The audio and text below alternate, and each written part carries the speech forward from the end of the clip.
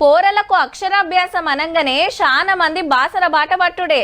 సరస్వతమ్మ ముంగట అక్షరాలు దిద్దిస్తే మంచిగా చదువు వస్తుంది, బుద్ధిమంతులు అవుతారని మనోళ్ళ నమ్మిక. 33 జిల్లాలకెళ్లే కాదు, ఏరే రాష్ట్రాలకెంచి కూడా వస్తారంటే చూడుండ్రిగా. మరి గసొంటి గుడికాడ సవలతులు పెంచాలి కదా. దర్శనాలు, ప్రసాదాలు, అక్షరాభ్యాసాలు, వచ్చిపోయే తొవ్వలు అంతా మంచిగుంటేనే వచ్చినోళ్లకు ఏ తక్లీఫ్ ఉండదు. గా కార్యం ఇయాల చాలా అయింది మళ్ళా.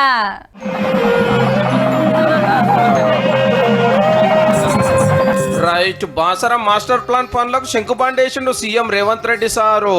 225 కోట్లతో గుడి పెద్దగా చేసే పనులు అన్నట్టు. గర్భాలయం, అర్ధమండపం, రాజగోపురం, ఉత్తర ద్వారం, మాడవీధులు, కోనేరు, గోదావరి పుష్కర ఘాట్లు ఏది ఎట్లెట్లా మార్చాలనో శృంగేరి పీఠాధిపతులతో మాట్లాడి పద్ధతుల ప్రకారం తయారు చేసిండ్రు డిజైన్లు. దినామింత భక్తులు పెరుగుతున్నారు కాబట్టి సవలతులు పెంచాలి కదా. మరి అట్లనే బాసర సరస్వతమ్మ ముంగట మన్మన్కి అక్షరాలు దిద్దిచ్చిండు సీఎం సారు. తాత ఒళ్ళే ఊసని బియ్యం అక్షరాలు రాస్తే అటెంక అమ్మనైనా పలక పట్టించిండ్రు.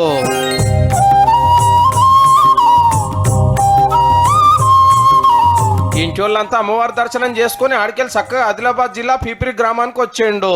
అప్పట్లో బట్టి విక్రమార్క సార్ పీపుల్స్ మార్చ్ పాదయాత్ర చాలు చేసింది ఇడికెళ్ళి.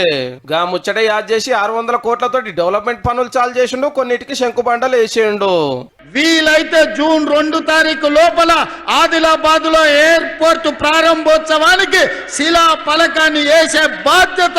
తుమ్మిడేటి నుంచి ప్రాణహిత చెవెళ్ల ప్రాజెక్టును తిరిగి ప్రారంభిస్తాం.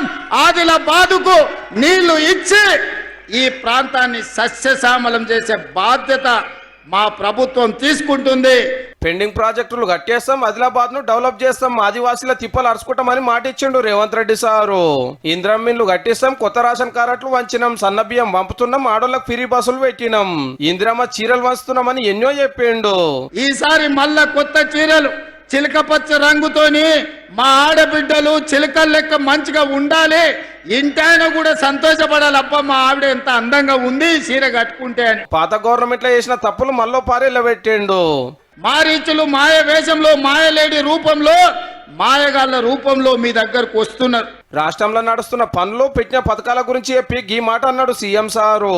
ఇవాళ మళ్ళీ ఈ పిప్పిరి వేదిక మీద నుంచి నేను చెప్తున్నా, రాబోయే శాసనసభ ఎన్నికల్లో మళ్ళీ ప్రభుత్వం వస్తుంది, ప్రజా పాలన చేస్తుంది.